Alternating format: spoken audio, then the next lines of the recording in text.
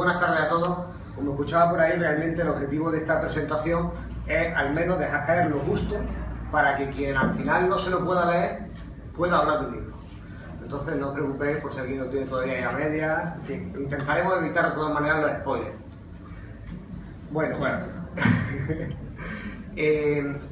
Dado que me toca a mí presentar el libro, porque claro, a Pedro creo que no hay que presentarlo, realmente sería él quien me tuviera que presentar a mí. Voy a decir brevemente, como me ha pedido, que señale pues, quién soy, porque estoy aquí. Bueno, me llamo Esteban Romero, actualmente soy profesor en la Universidad de Granada, pero básicamente soy amigo de Pedro desde hace... El año 3. Año 3.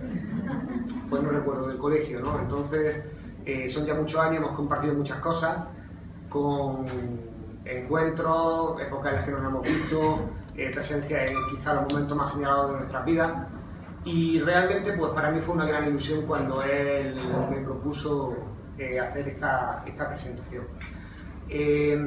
Un poco a modo de disculpa, a pesar de que yo soy profesor de economía financiera, de contabilidad, cosas quizá un tanto alejadas a estos temas, empecé estudiando hispánica, por lo que me he permitido en la presentación incorporar algunas pequeñas citas al margen sacadas también de las lecturas, porque tanto Pedro como yo frecuentamos en su día y seguimos frecuentando cuando los quehaceres nos lo permiten. Si no importa, con el fin de poder decir de manera medida las palabras que yo traía para Pedro, tengo aquí unos folios escritos.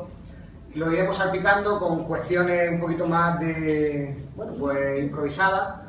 Luego daremos paso a algunas preguntas y, por supuesto, pues todos vosotros estáis invitados a participar en esa conversación prácticamente desde ya. Si alguno quiere interrumpir porque hay algo que no quede claro de lo que yo ahora os vaya a expresar, pues estáis más que invitados a hacerlo.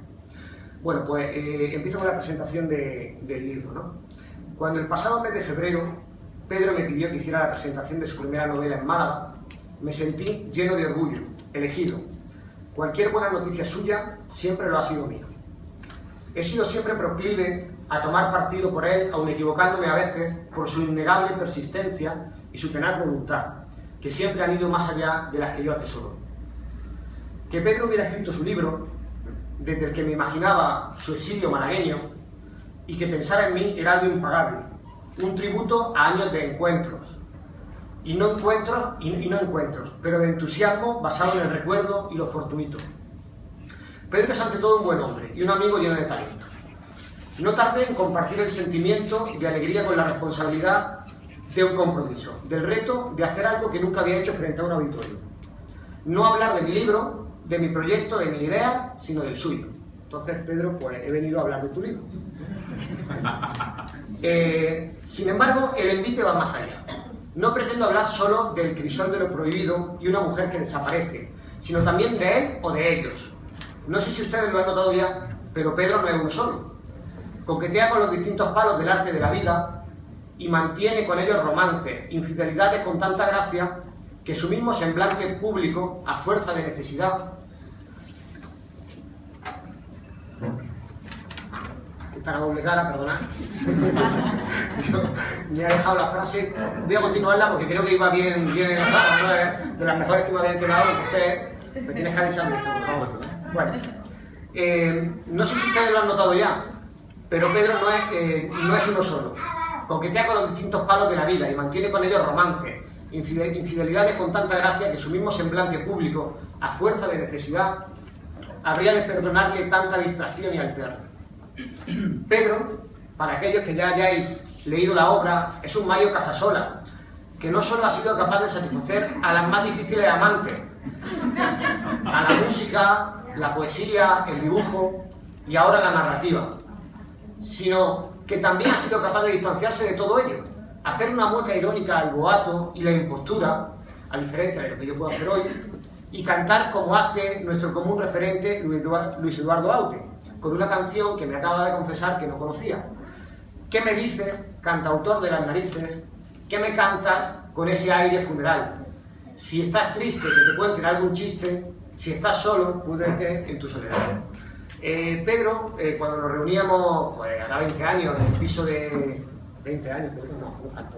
Tenemos 10 años. Sí, 10 años. 10 años somos ya. No estamos tan mal. Entonces me acuerdo que siempre, en fin, vamos a intercalar esta anécdota. Sí. Solían invitar a amigos suyos cantautores, a los que también tengo mucho aprecio. Pedro entraba dentro de esa línea de cantautores. Lo que pasa es que Pedro tenía la virtud de que era capaz de reírse de los demás, en el sentido de justamente lo que dice Aute, que a mí me reventaba que llegaran con la guitarra y que dejáramos de hablar allí 2 horas porque se ponían a cantar. Y digo, pero bueno, y la conversación.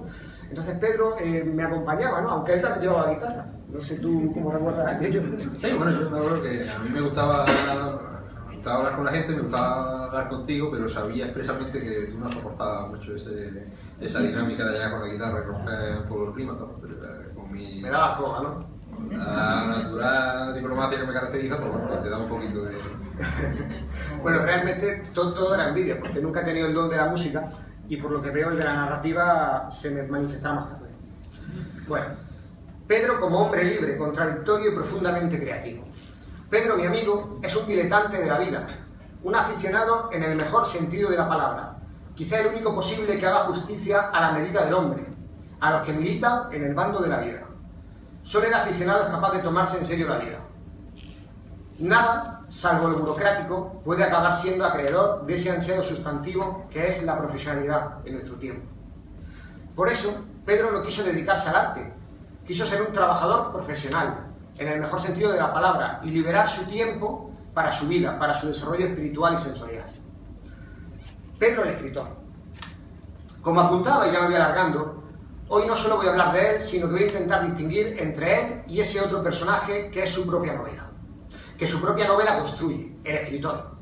El escritor, si lo miran bien, no es Pedro, aunque aquí encarne su misma apariencia física. Entonces pido el ejercicio de abstracción, ¿vale? De que lo que yo vaya a decir aquí, se lo he dicho a él, esto es una construcción que yo, digamos, he hecho para, si me meto con él, que no me lo tenga mal y luego podamos seguir tomando su cerveza.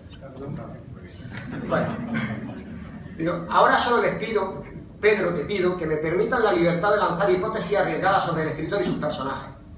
A modo de pirandello, aquí tenemos al menos 8 personajes en busca de autor. El escritor se ha convertido en esta novela en un demiurgo, cual sacerdote que obra el milagro de la transustanciación. El autor ha tenido el talento de dar identidad a una serie de figuras que bien podemos imaginar ajenas al propio texto. Bien podrían ser personajes de otras historias que se hubieran colado en la nuestra. Un ejercicio a lo Vargas Llosa. Aunque Pedro manifiesta que lo que le hizo iniciar esta novela fue la conciencia de que los años pasaban y de que gente más joven que él ya publicaba su obra, el escritor guarda intenciones menos modestas. Le maravilla la posibilidad de crear y de enfrentarse a sus personajes. Mientras que la novela desarrolla un entramado de relaciones entre los personajes, los propios personajes, Casasola, Julia Villamil, Constanza Peñafiel, se levantan en pie de guerra clamando por su propia identidad, por preservar su intimidad. Secretamente conocen que nada de lo que hacen les es oculto al narrador y que éste por ello los pone en evidencia. Imagino a Mario Casasola clamando a su creador igual que Augusto interpelaba al propio Unamuno en Niebla. Con que no, me dijo, con que no. No quiere usted dejarme ser yo, salir de la niebla, vivir, vivir, vivir, verme, oírme, tocarme, sentirme, dolerme, serme. ¿Con que no lo quiere? ¿Con que he de morir ente de ficción? Pues bien, mi creador Don Miguel, también usted se morirá, también usted y se volverá a la nada de que salió. Dios dejará de soñarle, se morirá usted, sí, se morirá aunque no lo quiera. Se morirá usted y se morirán todos los que lean mi historia, todos, todos, todos sin quedar uno. Entes de ficción como yo, lo mismo que yo. Se morirán todos, todos, todos, os lo digo yo, Augusto Pérez, ente ficticio como vosotros, nivolesco lo mismo que vosotros, porque usted, mi creador, mi Don Miguel, no es más que otro ente nivolesco y entes nivolescos sus lectores, lo mismo que yo, Augusto Pérez, que su víctima. El padre Aranguren, en la novela, se manifiesta en estos términos. Pero lo que más triste le pareció fue pensar que en realidad la vida bien pudiera ser un simple relato ficticio. Una pantomima que a modo de fachada se sucediera para preservar en la sombra las crudas realidades del crisol de lo prohibido. Pedro, leo al escritor del crisol prohibido y siento el latido de una muñeca. Nadie puede ser yo sin un cuarto propio, sin un armario donde almacenar lo que tú denominas lo prohibido. Y si os fijáis en esta novela, los que la tengáis más avanzada, en el fondo siempre late una hipótesis de que cualquier comportamiento moral que tenemos, en el fondo no es tanto porque queramos ser seres morales y tender al bien, sino puede ser temor a que algún día se descubra la vergüenza de lo que hemos hecho. Entonces, en el fondo, esa suposición cósmica universal de que algo o alguien podría observarnos y en algún momento revelar lo que somos, no deja de ser esa temible visión, ¿no?, del gran hermano, ¿no?, en el que no tendríamos intimidad alguna y siempre estaríamos amenazados. Quiero pensar que el escritor del Crisol de lo Prohibido también comparte con Valle Inclán ese gusto ceremonioso por las grandes catedrales, por el misterio y el rito, por la conciencia de que fuera hay alguien que crea y que se divierte con jodida hazaña y denodado esfuerzo con nuestro destino. La novela El Crisol de lo Prohibido y una mujer que desaparece presenta dos historias, como dos hemisferios unidos por una conjunción que separa dos tramas, dos enfoques. El ámbito de lo prohibido, por un lado, el humano batallar con nuestras pulsiones, la historia que tú querías contar. Y luego, por otra parte, una desaparición, que es el motor de la trama. Una novela de las que ahora podríamos calificar, sin entrar en matices, como negra. O quizá no lo sea. Todo depende de si ya la han leído. Patricia Highsmith definía la novela de misterio como aquella en la que la acción se desarrolla a partir de un hecho de naturaleza violenta. ¿Hay algún hecho de este tipo en el libro? ¿Una mujer que desaparece es motivo suficiente? Bueno, quien lo haya leído pues ya tiene respuesta a esto. Quien no, es una invitación a que lo hagáis. Aquí el misterio, la desaparición, es el vehículo conductor de una trama que donde encuentra su máxima profundidad es en la pintura de las relaciones prohibidas que sustenta y que le sirven de escenario. El escritor goza dibujando lo prohibido, se regocija con las pasiones humanas, pero lo hace como un espectador, con la actitud de un confesor que, repleto de historias, inevitablemente inconfesables, las desplegara sobre el tablero y jugara contra sí mismo, sin hacerse trampa, retando su inteligencia, aunque al final cediendo en algún punto. Una de las grandes líneas argumentales es la que explora la figura de Mario Casasola, mujeriego impenitente, pero leal, fiel en su propia infidelidad. Atormentado cuando la estabilidad de su adulterio se quiebra, cuando su segunda relación se resquebraja para recomponerse en otro brazo. Orgulloso, seductor, insaciable. Sin embargo, extrañamente simpatizamos con él. Nos gusta su doble o quizá triple vida. Al límite pero sin riesgo. Evidentemente burguesa. Convengamos que no leemos para vivir nuestra propia vida. Ni probablemente el escritor, que no Pedro, escriba para contar otra vida distinta a la suya. En realidad, al escritor no le interesa el divertimento sentimental, sexual. Realmente, lo que le fascina es su jugar a creador, enfrentar al ser humano frente al universo que desconoce. A fin de cuentas, pensó Mario Casasola, ¿qué coño le importaba al cosmos su vacío, su desazón, su herida abierta? Mario es un hombre ante todo profesional, otro diletante de la vida. Corazón roto, herido en su orgullo, pero ante todo, hombre de su juzgado de instrucción. Cito, quizá le apeteciera echarse a morir en el sofá y llorar hasta que el corazón le reventara, pero era miércoles, semana de guardia, y el trabajo no admitía réplicas de ese tipo. La novela no es una obra del romanticismo, no hay un Werther pronto al suicidio. Esto es el siglo XXI y la vida sigue más allá de la ruptura y las pasiones. Siempre queda un día después en la oficina, un correo electrónico que responder, un mensaje de WhatsApp que suspende toda nuestra vida en el tiempo. Arturo Calderón, otro de los personajes, define su matrimonio como sencillo y convencional. Somos un matrimonio con pasiones y sus desavenencias, como cualquier otro. Nos llevamos bien, no hay ningún rencor oculto ni ningún conflicto destacable. En realidad, todas las relaciones en la novela parecieran estar abocadas a esta insufrible o deseada normalidad. En realidad, Mario Casasola, el principal personaje masculino de la primera parte de la novela, manifiesta. A simple vista, en realidad Mario Casasola, el principal personaje masculino de la primera parte, se describe de esta manera, ¿no? A simple vista no era un hombre atractivo, pero su estampa era agradable, poseía sus propios artificios de seducción. Mario somos nosotros. Es el escritor, que busca de alguna manera, como Machado, amar cuanto ellas pudieran tener de hospitalario. Un corredor de fondo de las relaciones, largas y simultáneas. un hombre que no sabe decir que no. En la novela los personajes juegan con dos barajas. Tener un amante siempre ha sido algo muy civilizado, que dirán los franceses. Sin embargo, como Mario señala hablando de Eva Monteiro, lo que ella más añoraba era estar tranquila y vivir su matrimonio en paz. No la veo introduciendo el factor número 3, que ya entra un poco en lo escabroso, ¿no? Pero bueno. Hagamos un inciso antes de continuar por el segundo sendero de la novela. La prosa en la obra es evocadora. No solo evocan las palabras que emplea el autor, sino también otros textos de Pedro rescatados del baúl del tiempo. Comienza la novela. El hombre del traje color castaño llevaba varios días adaptándose a los aires de una ciudad que no era la suya. Ni siquiera recordaba cuánto echaba de menos sentir dentro de sus pulmones la balsámica brisa de la costa. Aquel sentimiento apátrida le recorrió los huesos como un escalofrío maldito, pero esa sensación tampoco le extrañó. El hombre del traje. ¿Qué representa esta imagen para Pedro? Luego se lo vamos a preguntar. Buceando en la hemeroteca de internet, encontré un texto de hace de años, de noviembre de 2005. Dice lo siguiente: me reconozco sentado, con las piernas estiradas y la espalda apoyada en una superficie lisa. Un recuerdo irrumpe en medio de mis pensamientos, el único recuerdo, el hombre del traje gris. ¿Dónde estoy? Siento miedo de repente. La tranquilidad que me rondaba comienza a esfumarse poco a poco como un ejército en retirada. Tabaco, necesito tabaco. Eso era lo que quería aquel hombre, yo no lo tenía. Recuerdo las palmas de mis manos sudorosas, rebuscando en los bolsillos, temblorosas. De nuevo la mirada de aquel hombre se entromete en mi recuerdo, abarcándolo todo. Aquellos ojos casi felinos, amarillos, vidriosos. No tengo tabaco. Ayer acabé el último paquete. No sé qué contestarle, percibo el miedo. Mi negativa es un mal augurio. Es probable que ni tú recuerdes, amigo Pedro, aquella atalaya en la red a la que te empujé en los años febriles de la blogosfera, el pájaro espino.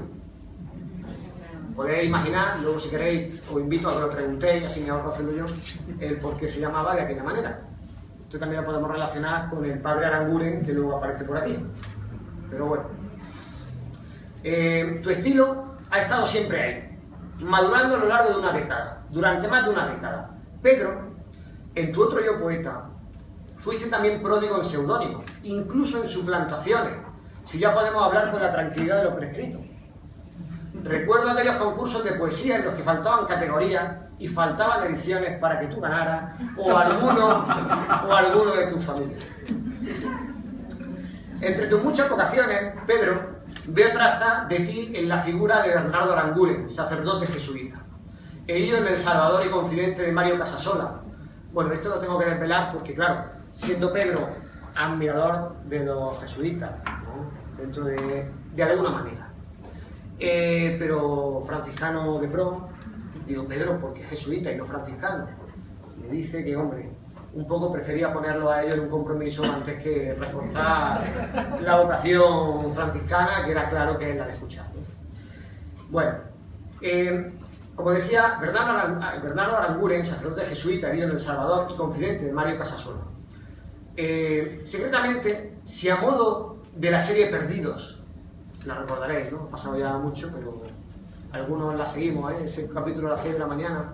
Bueno, si a modo de la serie Perdidos hubiéramos de figurarnos qué es todo esto que acontece, me gustaría pensar que es Bernardo el mensajero entre el creador y el hombre, el verdadero demiurgo de la obra que se revela ante el autor por la crueldad de su movimiento, por su certeza de una última justicia universal, una transparencia final que hará que, ojo, es terrible, todo lo que ahora podamos cometer bajo la salvaguarda de nuestra conciencia y de nuestro secreto, el día de mañana será sabido.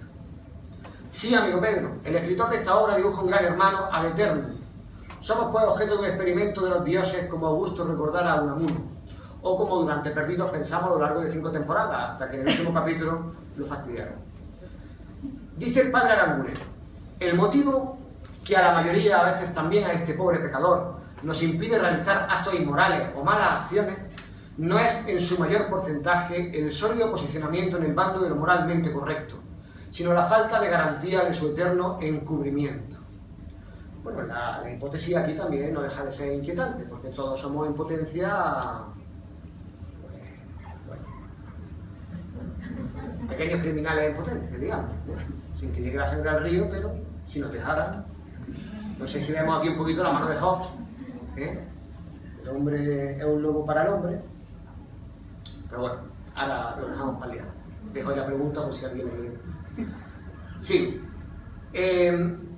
Nos dibuja la novela en el plano de lo moral un lienzo último a modo del retrato de Dorian Gray, donde nuestra alma va dejando retazos de impureza y es el temor de que esa pintura se revele lo que hace que no nos dejemos llevar por nuestras pulsiones. Ese impulso creador aparece en otro de los personajes centrales de la novela, Eva Monteiro, pintora que se expresa a través de la pintura, pintura que revelará el alma humana y su propio destino en la obra. Bueno, la pintura esta del retrato de Dorian Gray se me acaba de venir a la mente porque yo me dedico a temas de cultura digital y quizás estamos viviendo hoy en día, más que ese retrato de Dorian Gray, ese Google que sabe todo lo que hacemos. Alguien en cualquier parte sabe nuestros más íntimos deseos, por mucho que acabemos borrando el historial de nuestro navegador. Entonces, bueno, quizá no haya que acudir a esa visión cósmica o casi teológica, ¿no? para hablar de estos temas. Pues voy finalizando. Pedro, el escritor, en la novela se deja ver con una fuerte presencia moral. Las sombras danzaban silenciosamente por la estancia, envolviendo a los amantes en el cálido manto de lo prohibido. Deja volar lo prohibido, lo oculto, pero lo censura al tiempo, aunque humanamente lo comprende y duda. Lo hace de la mano del padre Aranguren. Es posible que al final de todas las cosas Mario Casasola haya amado y experimentado emociones dichosas y sensaciones para las que solo el hombre está creado. Es posible que su sana naturalidad frente al amor sea mucho más sincera y humana que mi espíritu de contención. Con todo, pese a esta duda, persiste el juicio moral, casi a modo de imperativo categórico kantiano. Prosigue Bernardo Aranguren. A veces, Mario, no hay mayor infierno que la vergüenza de sentir que los demás saben exactamente lo que somos. Se me vino cuando leí esta frase a la mente un magnífico libro de un escritor que os recomiendo, que es Emmanuel Carrère. El libro se llama El adversario y narra una historia fantástica y terrible, porque es real, de un señor que era funcionario, si no recuerdo mal, en Naciones Unidas. Él vivía en Francia, pero iba a Ginebra. Bueno, esto era lo que él había contado. En realidad lo que hacía era pedirle a su amigo dinero para negociarle unos seguros en Suiza. Tenía montado una estafa piramidal, pero él ni era funcionario en Naciones Unidas ni nada. El día que aquello se descubrió, porque alguien le pidió dinero, no lo pudo aguantar que se supiera la verdad, y acabó con su familia y consigo mismo. Esta es una historia que relata Emmanuel Carrère en El adversario. Dice, no somos capaces de afrontar que los demás sepan lo que somos. Antes probablemente elegiríamos la muerte. Pero en el crisol de lo prohibido, esa es una conciencia expresada. Resuena la voz del narrador como hiciera con tanta fuerza Honor de Balzac en su obra, en el fresco de la sociedad de su tiempo, aunque aquí, tiempos de posmodernidad, ya no hay una censura clara, sino duda ante los comportamientos, entre comillas, prohibidos. Es justamente el personaje del jesuita el que sirve de bisagra para la segunda parte del libro, en la que se desarrolla el argumento de una mujer que desaparece. Aquí entran en acción dos personajes que adquieren una gran fuerza, pidiendo más historia al final del libro. Yo, si Pedro quisiera escribir novela negra, creo que ya tiene sus dos personajes, que es el inspector, Abelardo Manresa y Doria Echevarría, ¿no? Bueno, sigo con ellos, ya entrando en la parte final de la presentación. Aquí entran en acción dos personajes que adquieren una gran fuerza, pidiendo más historia al final del libro. Se trata del inspector de policía Abelardo Manresa y de la oficial Idoia Echeverría. El paralelismo con los personajes de Lorenzo Silva, si alguno ha leído a Lorenzo Silva, pues creo que es claro, con Rubén de Vilacqua y Virginia Chamorro son patentes. En este caso ellos dos pertenecen a la Guardia Civil, con lo cual yo creo que un tete-a-tete sería fantástico, ¿no? Que mezcléis personajes y a ver quién puede más, ¿no? O la policía o la Guardia Civil, ¿no? Cada cual con su pareja estelar.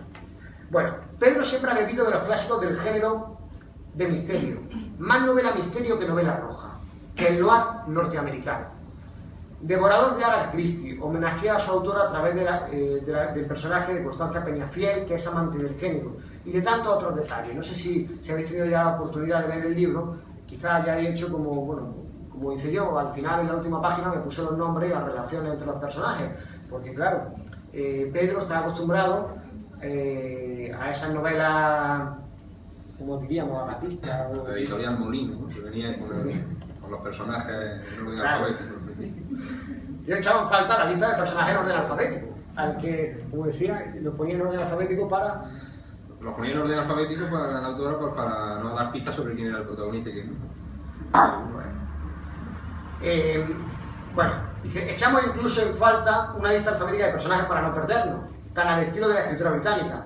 Entre otros referentes destacan los siguientes autores: Conan Doyle, Dashiell Hammett, Wilkie Collins o Raymond Chandler, por muy distintos que sean los estilos de la novela misterio de corte más europeo frente a la novela negra o novela roja norteamericana, en la que se presenta más un fresco social y que un misterio que resolver, ¿no? Es la sociedad la que está, digamos, putrefacta y las muertes, pues, van por doquier. Añadiría que quizá me hubiera gustado ver a Pedro en los registros de Chesterton, autor que, bueno, no sé, yo tengo gran cariño y creo que muchos puntos en común también con Pedro. Y su entrañable Padre Brown. Hay un detective en la historia de la literatura del misterio que es un sacerdote, que es el Padre Brown de Chesterton. Es entre estas referencias donde me gustaría situar algunas de las compartidas conjuntamente, como aquella lectura que realizamos y que acabamos en el Parque García Lorca, quizá hace ya 20 años, del Percherón maldito de John Franklin Barney. Toda novela de género negro, con un detective que se precie, cuenta además con una teoría del crimen detrás, un modus operandi. Abelardo Manresa le explica a su compañera. Y si digo esto, Idoia, es porque no solo se pueden cometer fallos cuando el crimen se ejecuta, también se pueden cometer después, en la hora siguiente o en los días y meses sucesivos. Por eso nuestra labor ha de ser tan paciente y la vigilancia tan estrecha, porque la escena del crimen sigue ampliándose en el tiempo y en el espacio hasta tanto no demos con el culpable. De ahí que al contrario de lo que se prodiga en las novelas de misterio, nuestro trabajo no se puede limitar a recabar indicios. El método, para los que se haya aficionado a la novela de misterio, es siempre clave, porque cada detective tiene su propio método y realmente creo que la construcción de la novela es parte de la construcción del método del detective, de alguna manera. Y en este punto le recordaba antes a Pedro el caso del inspector Maigret, de Georges Simenon, que justamente se caracterizaba porque no tenía método. Él se le presentaba un caso y se iba a pasear y se le iban apareciendo las cosas, ¿no? Entonces hay una novela muy interesante, que no recuerdo el nombre, pero trata de un caso del inspector Maigret en el que desde Scotland Yard les mandan a un joven inspector para que aprenda de Maigret. Entonces él se encuentra agobiado porque dice, yo no tengo método, ¿qué le enseño? Y de vez en cuando en la novela se ponía a hacer entrevistas, ¿no? Interrogatorios, pues para justificar un poco su labor, ¿no? Pero cuando no le veía al otro se escapaba y resolvía el caso. Bueno, si bien la novela está exenta de violencia explícita, el hombre del traje marrón depara momentos intensos. Suya es una de las frases más turbadoras. En realidad, pensó, la prisión solo duele la primera vez. Al asomar la violencia, la novela se espesa, adquiere tensión y dramatismo. Es probablemente uno de los caminos que el texto deja abierto y por explorar. Voy concluyendo ya con una referencia a Costa Blanca. No me gustaría finalizar sin cometer un pequeño acto de rebeldía que hago aun a riesgo de estar en Málaga. Me vaya a perdonar. Han manifestado en más de una ocasión que la Costa Blanca en la que transcurre la acción es en realidad esta hermosa ciudad que nos acoge. Estoy cortando, ¿eh? Y que habitas. Sin embargo, como granadino me resisto a aceptar esto. Tantos años aguantándote para que nos lo pagues así. Que esa supuesta Costa Blanca haga referencia a un entorno marítimo es la primera impugnación. Más bien considero que se trata de una aproximación metafórica a un espacio verde fértil en el que desemboca la ciudad. Algo así como la Vega Granadina. El Palacio de Justicia debe a todas luces estar vinculado con el Tribunal Superior de Justicia de Andalucía. Las urbanizaciones de la parte alta de la ciudad están en el Serrallo o los limítrofes pueblos residenciales, que por parte alta de Granada nuestra parte. Y el pantano de Puerto Aullido, a no muchos kilómetros de la ciudad, no puede ser otro sino el pantano de Cubillas, también con su embarcación. Como veis, creo que todo cuadra, ¿no? Cafetería y calle. Pedro, por más que te empeñes, me siguen recordando establecimientos grandes. Y lo de la jacaranda lo cambiamos por otra cosa. Lo de la jacaranda lo he entendido esta tarde. Dices que el mar hace la ciudad más abierta. Déjame responderte, amigo, con las palabras de Carlos Cano.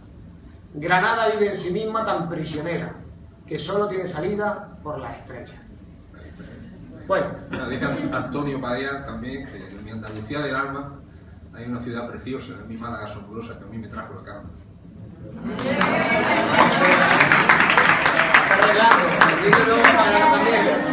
Bueno, el miércoles lo recibiremos ahí.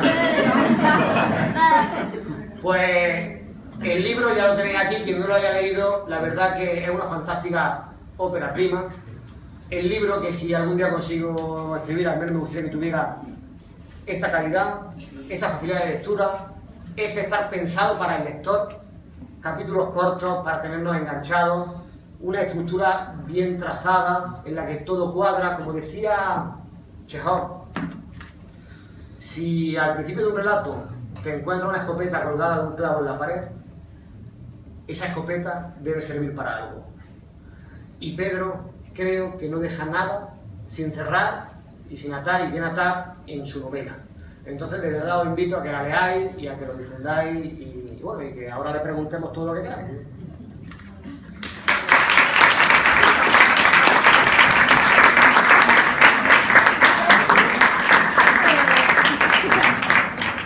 Pues muchas gracias, Esteban, no tengo cómo agradecerte como siempre que estés aquí conmigo, el tiempo que le has dedicado, siempre estás ocupado con las labores universitarias, pero por otro lado, cuando te llamé, a pesar de que conocía esa ocupación, pues sabía que no me iba a decir que no, como siempre ha sido.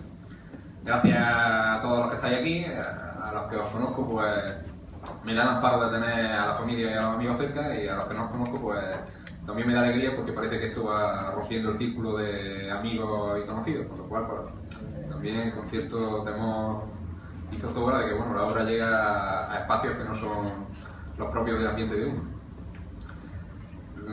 Yo sé que Esteban tiene una batida de preguntas ahí, pero bueno, antes de que le meta mano, pues bueno, comentaros un poco, simplemente, que bueno, la novela está ahí y el contenido pues está a vuestra disposición.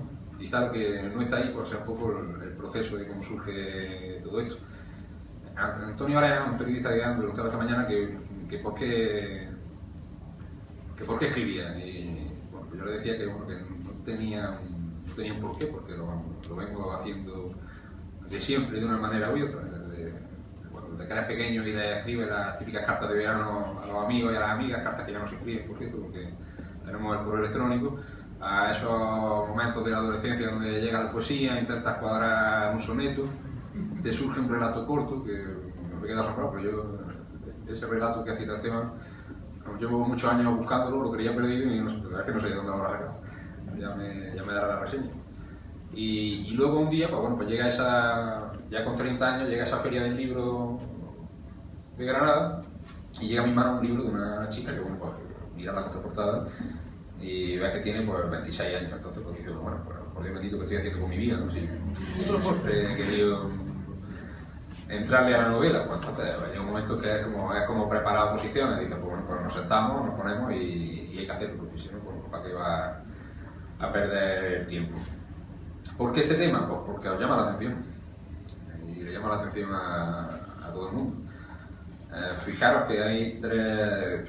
El libro, le pese a quien le pese, no habla de la infidelidad, habla sobre el amor. Lo que pasa es que, bueno, una vez que el libro sale fuera, pues ya las opiniones de los lectores tienen tanta valía como la mía. O sea que es como un ser que cobra vida y ya no vale más lo que yo diga que lo que digáis vosotros. Pero es curioso que habiendo tres historias de amor muy distintas entre sí, pues, sin embargo la gente se queda con una, ¿no? Con esa que muestra el amor pues, desde el otro lado, ¿no? Un poco desde lo turbio, desde lo prohibido. En fin, pues bueno, es una parte más. Yo he intentado hacer no una maraña, pero sí una red de personajes que se relacionan entre sí con sentimientos totalmente humanos. Yo he querido darle a la novela aviso de verosimilitud, que no parezca una cosa inventada, que no parezca algo ficticio, que, pues bueno, que sean sensaciones, sentimientos que conozcamos, propios o ajenos, y bueno, ir relacionando esos personajes entre sí, bueno, pues ha sido complicado, pero bueno, de alguna manera en poco tiempo crea la maraña, ¿no? Personajes que hablan de su vivencia, de relaciones de amor y de odio que tienen unos con otros, el deseo está muy presente, las pasiones, las pulsiones, pero en definitiva quizá el tema principal sea lo oculto, ¿no? Y lo oculto abarca un arco muy amplio que va desde el mero anhelo inocente sin dificultad ninguna a, bueno, a la necesidad de ocultar un hecho absolutamente delictivo. En esa gama pues nos movemos secretos, tenemos todo, no me lo neguéis, hay cosas que solo decimos ante el espejo, que ya os digo, no tienen por qué ser malas, pueden ser inocentes, pero otras pues no. Entonces dentro de ese marco pues se mueven las relaciones que se establecen en la novela. Para no estar todo el rato hablando en plan de monólogo interior o conversaciones de dos personas sentadas en una cafetería o dando un paseo, pues la excusa que utilizo es una trama policial. Estuve mucho tiempo pensando en eso. Al principio esto no aparecía en la novela. Se la pasé a mi hermano, que es mi gran corrector, y claro, la tenía terminada y vamos así con esa emoción y digo, Jerónimo, sale un ojo y me cuentan. Entonces uno espera que tu hermano pues, te diga, oh, esto está de maravilla, pero él es duro, como una piedra, y me dice, mira, está muy bien escrita, pero le falta trama. Entonces a mí que yo me siento muy mal.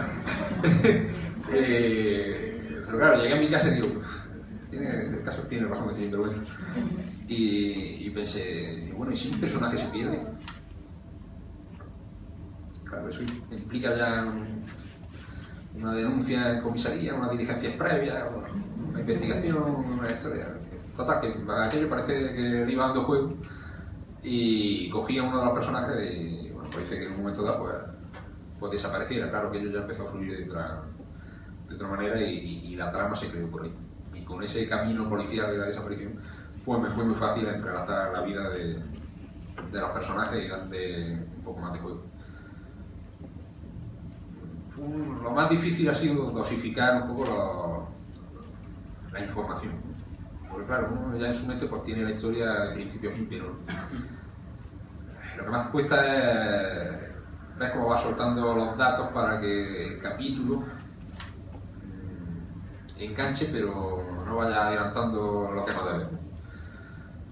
Independientemente de que el libro esté bien escrito o mal escrito, que bueno, eso que lo juzgue la crítica, si hay una verdad objetiva, que el hecho de que el capítulo sea corto, pues facilita un poco su lectura, ¿no? Porque no te agobia el hecho de decir, bueno, me quedan 10 páginas para acabar esto y son las 12 de la noche, ¿no? Entonces, pues siempre te permite terminar el que haya empezado y si te apetece, pues entrarle a uno más, porque los libros son cortos y eso da lugar a la fluidez en la lectura. Y luego siempre he intentado, de manera muy comedida, que ciertos elementos de suspense estén presentes al final de cada uno de los capítulos, no en plan Ken Follett, que acaba los capítulos diciendo y la mano con el cuchillo apareció tras la ventana y se acaba el capítulo, entonces como que tiene que sino de una manera un poco más suave. No sé si lo he conseguido, pero esa era mi intención.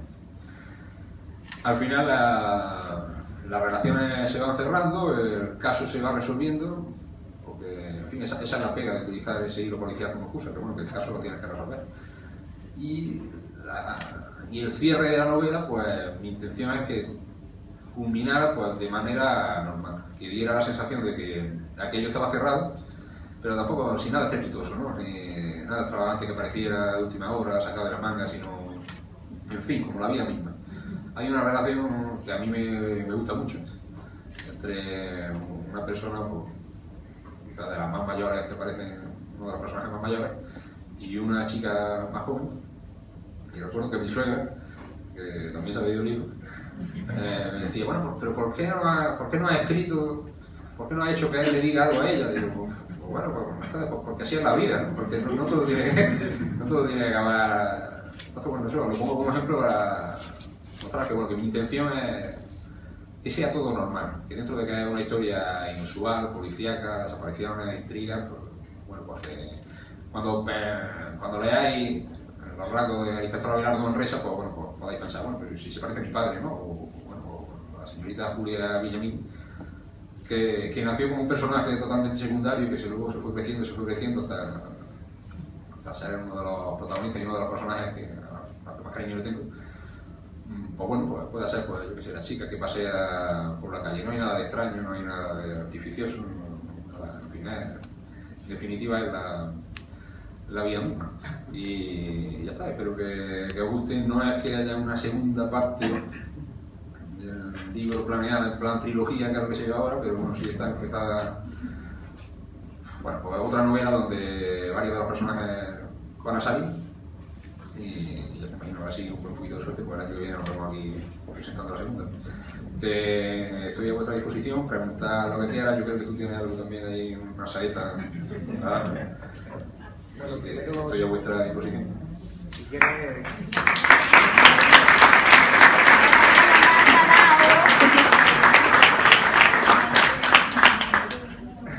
Yo creo que si queréis podemos entrar directamente con preguntas que tengáis, si os parece.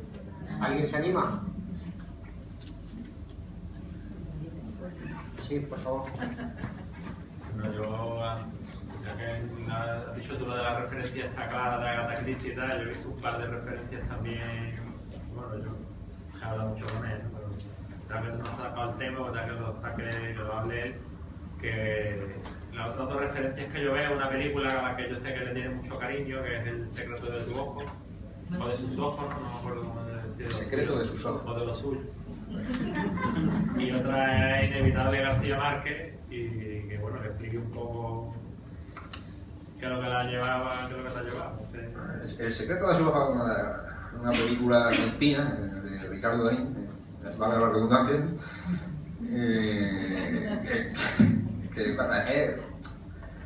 yo pongo esa película de ejemplo, con el libro no porque se parezca, porque a mí la película me parece una maravilla, sino a la hora de clasificarla, porque cuando llevas la novela a la librería Luce o a cualquier sitio te dicen ¿en qué estante la ponemos? Y dices, ¿es novela negra? Digo, pues mira, pues sí, pero en fin, pues tampoco, porque el peso relacional pues tiene mucho peso, pero claro, tampoco quiero que me la pongan con Colín de Llano, porque no es lo suyo. Entonces yo digo, bueno, mira, para entendernos, es novela negra, entonces pues la encontraréis en intriga, etcétera, etcétera. ¿Qué le pasa al secreto de su ojo? Que pues, tiene una trama policial de misterio buenísima, que se desarrolla de manera gradual, explosiva, que se acaba resolviendo de manera magistral. Pero claro, la relación de Expósito con Villamil es la actriz, es brutal, ¿no? Esa pareja se miran a los ojos y saltan chispas. Entonces, ¿qué tiene más peso en esa película? Entonces, claro, por eso cuando a mí me dicen ¿el libro habla de la infidelidad? Digo, bueno, sí, habla de la infidelidad, pero bueno, a mí no es la historia que más me llena, hay muchas más historias. Y bueno, luego pues, de Gabriel García Márquez, que te voy a decir yo. Lo que diga yo ahora de García Márquez no es porque yo me compare, a efectos de admiración, pero yo siempre he querido, ya no puede ser, que leer una novela de García Márquez donde la trama fuera policial o de misterio, hubiese sido sensacional. Entonces, no es que yo haya querido hacer eso, pero en el espíritu estaba intentar emular, o más que emular, pues, no sé, echar un voto, un recuerdo para él, ¿no? En hacer algo así, porque claro, la prosa y la fluidez que tiene García Márquez es tremenda, como expresa los sentimientos, digo, como de cualquier cosa mundana, te hace un párrafo de una belleza sublime, pues bueno, para quitarse el sombrero. Si a eso le añade la trama negra, que es lo que a mí me gusta, pues bueno, pues ese sí ya perfecto. Y en parte, pues bueno, es el contenido que yo a esto le quiero dar. Una red de relaciones, que a fin de cuentas donde todos nos movemos, son cosas conocidas, no vais a encontrar nada extraño, pero bueno, un hilo policial que, bueno, que nos mantenga un poco con cierto suspense.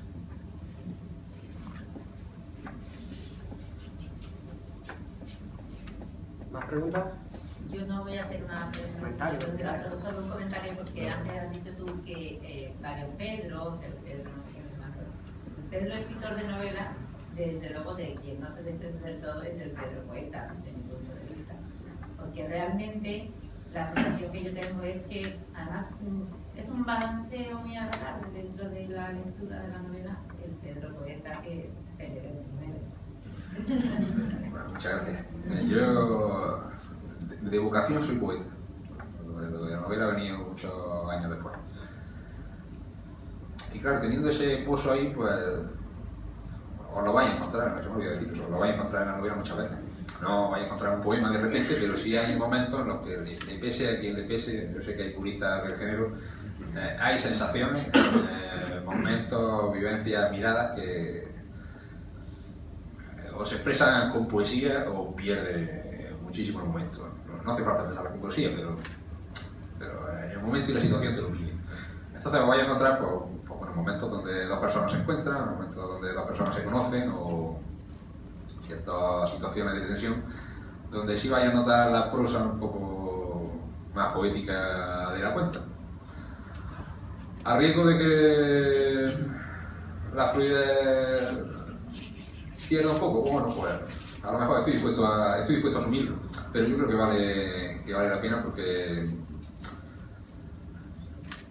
creo que es la manera de expresarlo en plenitud. Mi percepción es que hace mucho más suave la lectura, a mí particularmente me agrada. Pues me alegro, esa era mi intención.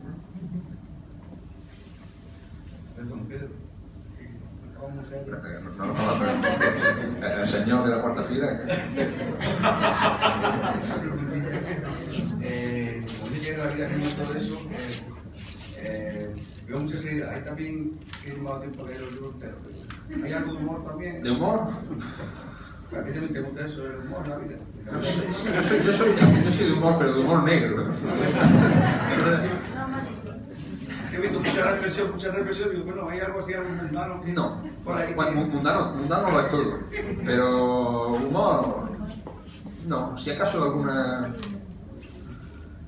alguna sonrisa así de como, bueno, estoy entendiendo lo que está pasando, me siento un poco cómplice con lo que esta persona está viviendo, pero humor así, tal y como tú y yo lo entendemos todos los días,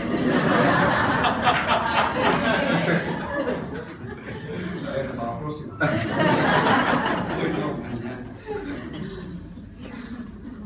¿Alguien más? Mientras sale alguna otra, yo te quería preguntar, dado que hay esas dos partes, digamos, en la novela, una que va más hacia lo introspectivo, las relaciones, y la otra más la trama negra, en esta segunda novela que estás planeando, ¿hacia dónde vas a tirar? Porque compaginar ambas quizás al final una tenga más peso que la otra, ¿no? Aquí yo creo que están muy equilibradas las dos, pero no sé si tu evolución hacia dónde ir. Hay muchas lagunas todavía porque no tengo claro,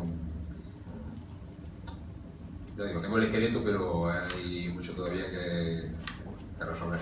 Alguna amiga por aquí ha hecho alguna confidencia y sabe por dónde van los tiros. El tema de la novela negra va a seguir por ahí. Voy a intentar meter la figura esta tan recurrente del asesino en serie. Pero claro, luego yo creo que la parte emocional o de sentimiento es vital, ¿no? Porque el otro no deja de ser trama. Y a mí lo que me gusta es un poco la vivencia, las sensaciones, lo que tú piensas, la espiritualidad del personaje, darle cuerpo expresando lo que piensa, sus miedos, sus pulsiones, sus desavenencias. Como eso es infinito, en fin, no siempre hay que hablar del amor, sentimientos hay a punta pala. Esa es la parte que no quiero desvelar todavía, pero vaya, eso en concreto sí va a estar muy definido. No va a ser igual a esta, va a haber muchos cambios, pero bueno, para entendernos esas dos ramas sí van a permanecer. Bueno, en realidad, una cosa que aprendí hace poco y que quizás te pueda servir más a encuadrar tu novela dentro del género, lo que pueda ser la novela negra, es que ¿cuál es la diferencia, no sé si os gustan las series, entre CSI Las Vegas, o CSI Miami y True Detective? Es la diferencia entre resolver un caso, pero en el que no hay construcción de personajes, y lo que es la novela negra, que es True Detective. en el que sí, hay algo de violencia, hay algo que ocurre, pero que solo sirve para desvelar el alma de los dos policías atormentados que durante 10 capítulos se ven sus entrañas ahí, ¿no? Entonces, de alguna manera, el género negro yo creo que está quizá tan en boga hoy en día porque al margen de incorporar este dinamismo, ¿no?, de la trama, lo que permite es justamente eso que tú buscas. Muchas veces son más los sentimientos más turbios, ¿no?, de personas con problemas o que los amorosos, ¿no? Pero bueno, realmente que de buena, o sea, de historias felices tampoco está llena la literatura. Entonces, en fin. True Detective yo creo que cumple, no estoy totalmente de acuerdo contigo, cumple el esquema de la novela. Al final, ¿tú de qué te acuerdas? Pues de las conversaciones en el coche de los dos policías. Le decía, mira, yo no sé tantas palabras de truco como tú. Cuando llega a comisaría no hables del cómo y esas cosas. Cuando ya, después de muchos capítulos, hace conocer bueno, las cosas de su casa, su mujer, En definitiva, lo que nos llama la atención, ¿no?, es el ser humano, ¿no? Yo creo que el elemento más atractivo de todo. De hecho, en la diatriba que tuve yo a la hora de elegir la portada, hubo un señor que está aquí haciendo una foto que me dijo, mira, no te lo pienses más, lo más atractivo del mundo es la figura humana, y si es una mujer, mejor. Entonces, pues, pusimos el elemento femenino, tenía que estar, bueno, pues en definitiva, bueno, pues aparece de manera un poco insinuante con el hombro. O sea, está vendido ya el mercado, ¿no? Totalmente. Hasta el título, ¿no? El título que bueno, siempre has tenido una cierta... El título ha tenido muchísimos detractores, pero ahora, todo lo pasado, cuando ya la gente se lo está leyendo, todos los días me llaman 3 o 4 que me dicen, ahora lo entiendo. Digo, bueno, pues entonces pues, me deja más tranquilo, porque claro, al principio decía, bueno, es muy largo y tal, y eso, el crisol, ¿qué significa? Entonces, mientras más caña me daba, pues más me gustaba lo del crisol. Digo, bueno, pero déjame, y por lo menos se está hablando del título, pues ya es algo. Pero claro, ahora sí te llaman y te dicen, bueno, ahora lo entiendo, ¿no? Ahora sé de qué lado estoy. En definitiva, el título lo que marca son las dos líneas documentales. Quizá el título sí te ha podido traicionar en una cosa, y es que tú ahora nos insistes en que, oye, habláis de la infidelidad y no habláis de que son relaciones de amor. Digo, pero claro, si es que si en el título me dicen lo prohibido, el acento lo pongo en la infidelidad, no en lo otro. No sé si eso como... Pero ese prohibido viene del peso cultural que la historia da a este tipo de situaciones. Yo en realidad cuando la hacía, ya te digo, la opinión del lector al final vale tanto como la mía. Pero yo no he querido darle peso moral a ningún personaje sobre otro, ni siquiera al cura, aunque pueda parecerlo. Muchas veces me dicen, ¿la novela autobiográfica? Digo, pues sí, evidentemente. Yo puedo decir que yo he hablado por boca de cada uno de los personajes, pero también en boca de cada uno de los personajes he puesto cosas con las que no estoy de acuerdo para poder contradecirlo o seguir dialogando en boca de otros. No soy Abelardo, no soy Mario, no soy Julia, pero sí puedo decir que, bueno, que soy todos ellos porque bueno, son vivencias que yo he experimentado o que te llegan. A raíz de lo de la entrevista de esta mañana, yo le decía bueno, ¿por qué el tema? ¿Por qué dije este tema? Pues el tema yo lo cogí porque yo quería escribir ya. ¿No? Quería ponerme a estudiar sobre el Renacimiento, hacer una novela histórica y pasar los años y después yo soy un tío, yo ya tengo 35 años para 36, casado, 3 niños, trabajo en la Administración de Justicia, sé más o menos lo que es la vida, he vivido, viajado, entonces a niveles de escenario pues tengo vivencias suficientes como para enfocar la obra, a nivel de trabajo también, y a nivel emocional pues simplemente cuando estás vivo y echas un ojo a tu alrededor pues te encuentras al mundo, entonces qué necesidad tiene uno de ponerse a indagar sobre la media, ¿no? Claro que tiene mucho mérito la gente que hace eso, pero que quizá la prisa que yo tenía porque esto saliera a la luz pues me hizo escoger este tipo de temas. No sé si tenéis alguna otra cuestión que queráis plantear. A mí me gustaría hacer otra. Que bueno, que dado que hacer una novela moral y tal, y él no ha querido o dice que no se posiciona por ninguno de los personajes, pues bueno, yo le pido aquí que estamos todos que se moje. Y luego, aun si no se moje, es verdad que le da toda la misma importancia a los mismos personajes y tal, ¿cuál crees que va a ser el personaje que más se va a recordar a la gente una vez que haya leído el libro? Que yo opino que este que se recuerde más es el central. Yo tengo uno, bueno, supongo que cada uno puede tener el suyo. Pues mira, a mí personalmente me gusta Julia. Porque Julia es una mujer superior. Está por encima de muchos de los personajes del drama. Lo que pasa es que la pilla en un momento de menos fortaleza por la situación en que está viviendo. Mario Casasola, al contrario de lo que ha dicho, yo pienso, no es un guapera, no es un ligón, no es un seductor. Mario Casasola es un personaje, un pusilánime con cierto encanto que va por ahí sin miedo a lo que va sintiendo y ya está, pero no es un galán, ¿no? Pero claro, Julia aparece allí en un momento donde, bueno, pues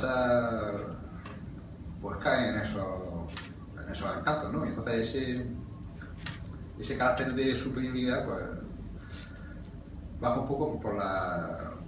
Es que voy a soltar un spoiler de aquí, ¿no? O bueno, pues simplemente por lo que está viviendo, ¿no? Entonces, vemos un personaje que es fuerte, desde mi punto de vista, viviendo momentos de debilidad.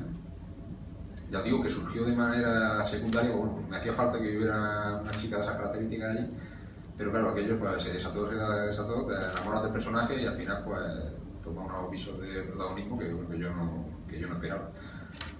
Eso está muy bien porque bueno, me ha enseñado que la novela también está viva, ¿no? Que no es lo que tú haces, sino que a veces, aunque tengas esquemas, pues tú vas escribiendo y aquello pues fluye de una manera que no te esperas y te encuentras con sorpresas de este tipo. La gente habla mucho de Mario Casasola, pero bueno, pues también por la historia esta bueno, es que se echa. Hay quien me dice, bueno, es que eso no es muy creíble, ¿no? Porque es que el tío lleva 3 para adelante. Y bueno, no es muy creíble. Si yo estoy contando algo que se ve por ahí, ya va a ser increíble. Pero bueno, yo creo que a Abelardo Manresa, el inspector, yo le tengo mucho respeto, ¿no? Que es un personaje que se ha sentado bien, lo conocemos en la acción y lo conocemos en su casa, sabemos lo que piensa, lo que siente, sus temores, y creo que es uno de los personajes más completos. Y hoy ya tiene mucho potencial, pero quizá no ha sido tan definida como el otro. No sé si me he mojado suficientemente. Porque pensaba eso, que parece que al principio son, la relación esta de estos personajes, pero es que al final se te va y los policías son los que creo que despuntan y quieres saber más de ellos, por lo menos yo. Eso tuve que pensarlo porque ahí tenía 2 caminos, o hacer que el momento explosivo de la novela, en este caso de desaparición, sucediera al principio, como el estilo Dan Brown, ¿no? De repente entré en la habitación y el cuadro de Leonardo estaba atravesado por 7 dagas mientras el cadáver.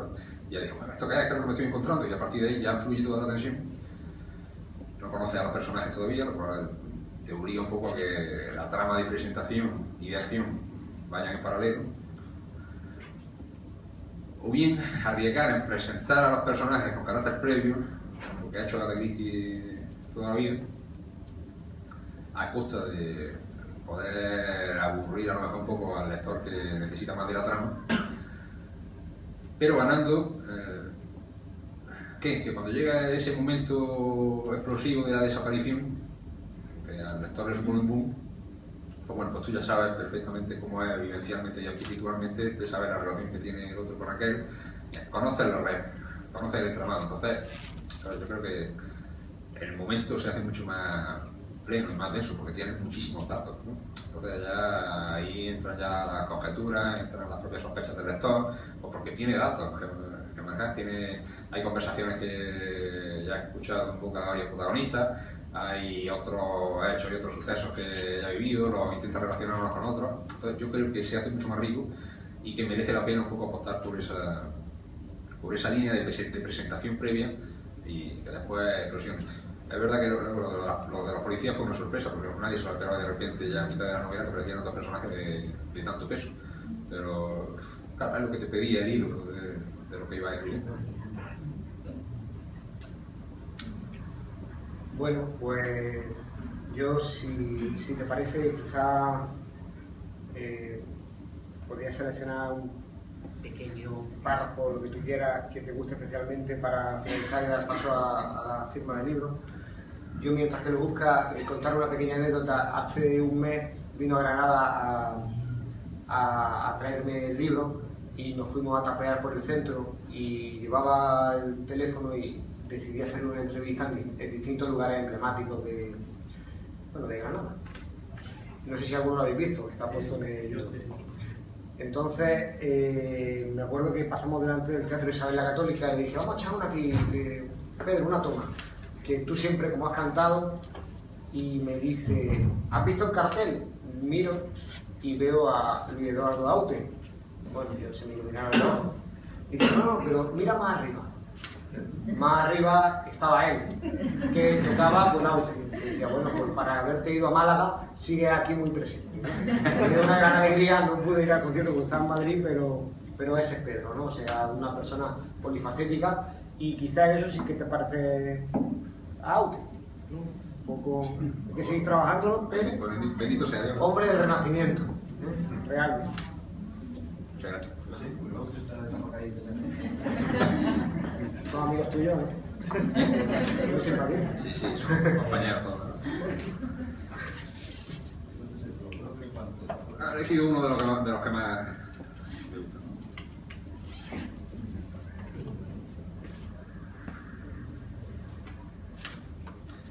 Ella le sonrió con aquella boca irresistible, se dio la vuelta y, como una encantadora silueta, impresa en los colores del otoño, se perdió entre los jardines del hospital. Abelardo se acarició la zona de la herida. Empezaba a doler. Era la hora del analgésico. A pesar de ello, aguantó unos minutos más en la soledad de aquellas umbrías y volvió a pensar en ella, en Idoia, en la mujer que amaba por encima de tantas cosas.